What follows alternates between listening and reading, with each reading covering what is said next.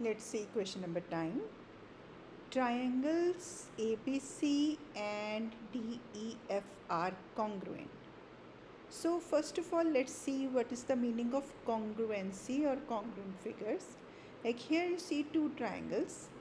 If I place this on the first one, it will completely overlap it in every manner. All the sides are equal and all the angles are equal. So this is the meaning of congruent triangles. Okay, let's move further. A corresponds to D. That means, okay, let's name it. It's A, B, A corresponds to D. So that means angle A is equal to angle D. B and E are right angles. So B of this triangle, because this is triangle ABC and this is triangle DEF and E is the right angle.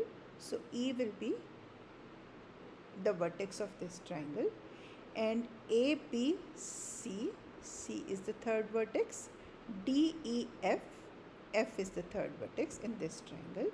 Okay. The measure of angle A is 18 degrees. Perfect. So if A corresponds to D and A is 18 degrees, so D will also be 18 degrees. B and D right angles. What is the measure of angle F? Okay.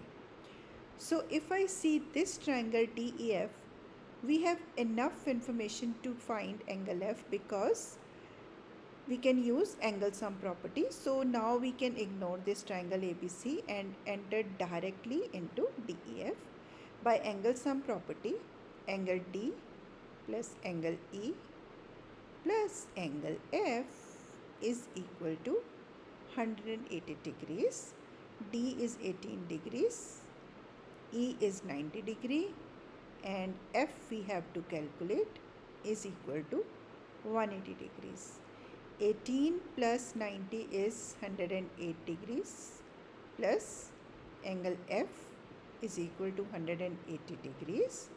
Subtracting 108 on both sides plus angle F here also, this is equal to 72 degrees. So our question is, what is the measure of angle F? Angle F is 72 degrees. That means B is the right option.